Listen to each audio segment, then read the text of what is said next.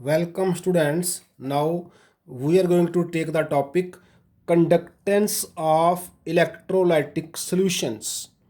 बच्चे, we already know that conductors are the substances which allow electricity to pass through them, and the substances which does not allow electricity to pass through them are insulators. जिन substances में electricity pass हो जाती है उनको conductor कहा जाता है, और जिनमें पास नहीं होती है उनको इंसुलेटर कहा जाता है। जी हम ऑलरेडी जानते हैं। फर्दर बच्चे, conductors are of two types. Number one, electronic conductors. Number two, electrolytic conductors. बच्चे, जैसा कि हम जानते हैं, इलेक्ट्रॉनिक कंडक्टर्स वो होते हैं which conduct electricity without any chemical change और you can say decomposition. For example metals हैं, इवन ग्रेफाइट है। तो ऐसे मटेरियल, ऐसे सब्सटेंस जिनमें करंट फ्लो होने से कोई भी डीकम्पोजिशन केमिकल का नहीं होता है। जैसे आप जानते हैं मेटल्स में, जैसे कॉपर की वायर में आप जब तक मर्जी करंट फ्लो करें, कॉपर की वायर में कोई केमिकल डीकम्पोजिशन, कोई केमिकल चेंज नहीं आता है। द कंडक्शन इन देम जो होता है, the conduction in the substances क्या है, is due to flow of electrons. इनमें जो फ्री इलेक्ट्रॉन है उनकी वजह से इनकी करंट फ्लो होती है, तभी इनको इलेक्ट्रॉनिक कंडक्टर नाम दिया गया है। अब बच्चे जो होते हैं इलेक्ट्रोलाइटिक कंडक्टर्स क्या होते हैं, इनका दूसरा नाम इलेक्ट्रोलाइट्स भी है। विच conduct electricity with chemical decomposition, they involve the decomposition of chemicals during the flow of electricity. For example, हमारे पास है solutions of acids हों, bases हों, even molten salts हों, जैसे molten NaCl, solution of the salt and water हो means aqueous medium में। बच्चे, flow of electricity is due to movement of ions towards oppositely charged electrodes. इनमें क्या होता है, जो ऑपोजिटली चार्ज्ड आयन्स होते हैं वो ऑपोजिटली चार्ज्ड इलेक्ट्रोड की साइड मूव करते हैं during the flow of electricity. Therefore जो इलेक्ट्रोलाइटिक कंडक्टेंस को हम दूसरा नाम देते हैं ionic conductance. Electrolytic conductance is also called ionic conductance because जो the flow of electricity is due to flow of ions. जैसे बच्चे हमारे पास अगर मोल्टन सोडियम क्लोराइड है तो वो सोडियम आयंस और क्लोराइड आयंस बनाएगा। तो ये जो आयंस हैं जब इलेक्ट्रिसिटी इनमें फ्लो करेगी तो ये मूव करेंगे towards oppositely charged electrodes. At cathode क्या होगा, सोडियम वहाँ पे मूव करके चला जाएगा, एक इलेक्ट्रॉन गेन करेगा और सोडियम मेटल बन के लिक्विड फॉर्म में डिपॉजिट हो जाएगा क्योंकि टेम्परेचर बड़ा हाई होता है। एड एनोड क्या होगा, जो Cl नेगेटिव है वो एक इलेक्ट्रॉन लूज करेगी, Cl एटम बन जाएगी और दो Cl एटम मिलके Cl2 गैस बन के लिबरेट हो जाएंगी। सो NaCl का केमिकल डिकम्पोजिशन हो गया, उसमें से हमें मिल गया सोडियम मेटल और क्लोरीन गैस। अब हम लेते हैं टाइप्स ऑफ इलेक्ट्रोलाइट्स। बच्चे, इलेक्ट्रोलाइट्स हम दो टाइप्स में डिवाइड कर रहे हैं। Number one is strong electrolytes.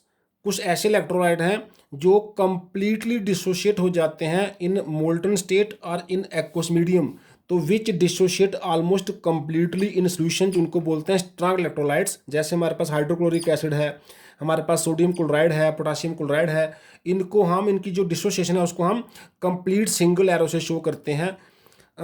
दूसरे हैं हमारे पास हैं वीक इलेक्ट्रोलाइट्स, तो जो नाम ही बता रहा है जो कंप्लीटली आयोनाइज नहीं करते हैं। They have low degree of dissociation, they are partially ionized. जैसे एसिटिक एसिड है, हाइड्रोजन साइनाइड है, अमोनियम हाइड्रोक्साइड है, एटसेट्रा। जैसे एसिटिक एसिड जो है वो पार्शली आयोनाइज होता है, तभी हमने इसको इक्विलिब्रियम साइन से शो किया है। तो जो इलेक्ट्रोलाइट कंप्लीटली ऑलमोस्ट डिसोशिएट हो जाते हैं वो स्ट्रांग कैटेगरी में आएंगे, उनकी जो कंडक्टिविटी भी स्ट्रांग, लार्ज होगी, हाई होगी। और जो कंप्लीटली डिसोशिएट नहीं होते हैं, जिनका डिसोसिएशन का डिग्री लो होता है, उनको हम वीक इलेक्ट्रोलाइट बोलेंगे, उनकी कंडक्टिविटी भी लो होगी। बच्चे, कुछ ऐसे सब्सटेंसेज हैं जैसे लाइक यूरिया हो गया, शुगर हो गया, ग्लूकोज हो गया, etcetera, do not dissociate in aqueous solution. ये डिसोशिएट नहीं करते हैं, ये आयोनाइज नहीं करते हैं, and this do not conduct electricity, इसलिए इनमें इलेक्ट्रिसिटी पास भी नहीं होता है। तो ऐसे सब्सटेंस को जैसे यूरिया वगैरह को हम क्या बोलते हैं, नॉन इलेक्ट्रोलाइट्स। तो substances which do not conduct electricity in aqueous medium are called non electrolytes because they do not ionize. अब हम लेने जा रहे हैं फैक्टर्स अफेक्टिंग इलेक्ट्रोलाइटिक कंडक्शन। कौन से फैक्टर पे इलेक्ट्रोलाइटिक जो कंडक्टेंस है वो डिपेंड करती है। तो पहला फैक्टर हमारा है बच्चे नेचर ऑफ द इलेक्ट्रोलाइट। जैसे अभी हमने बात की small strong electrolytes ionize almost completely hence conduct electricity to a large extent. जो स्ट्रॉन्ग इलेक्ट्रोलाइट होंगे उनकी जो कंडक्टेंस है वो भी लार्ज होगी क्योंकि वो कंप्लीटली आयोनाइज होते हैं। Similarly weak electrolytes ionize to small extent and conduct electricity to small extent. Second factor we are taking nature of the solvent.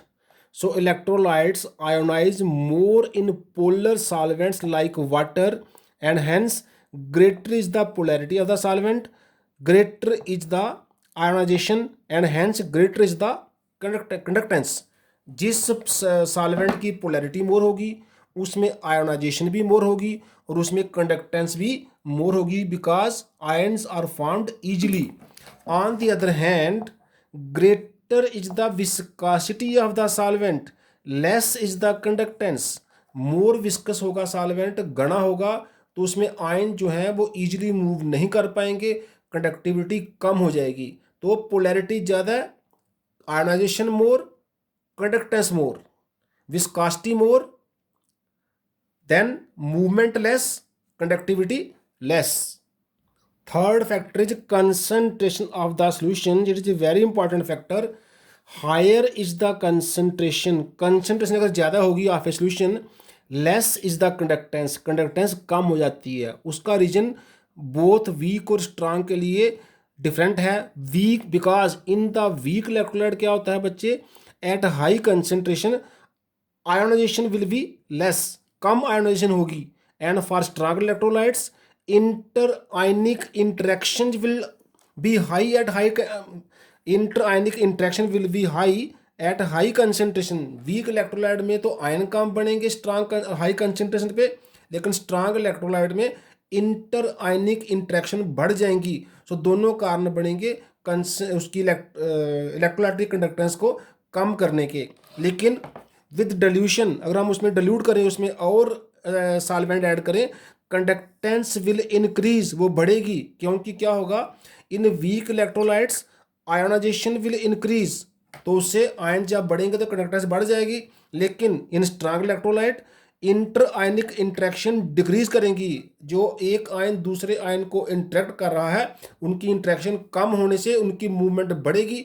सो दोनों में अगर कंसंट्रेशन मोर है तो कंडक्टिविटी लेस है, और अगर दोनों में डिल्यूशन है मीन जो हमारा कंसंट्रेशन लेस है तो कंडक्टिविटी मोर है, स्ट्रांग में भी और वीक में भी। वीक में हम फिर रिपीट करते हैं, हाई कंसंट्रेशन से आयोनाइजेशन कम हो जाती है इसलिए कंडक्टिविटी कम हो जाती है। स्ट्रांग में हाई कंसंट्रेशन से इंटर आयनिक इंट्रैक्शन जो बढ़ जाती हैं इसलिए आयन की मूवमेंट कम हो जाती है, इसलिए कंडक्टिविटी कम हो जाती है। डिल्यूशन में दोनों का रिवर्स हो जाता है और कंडक्टिविटी बढ़ जाती है।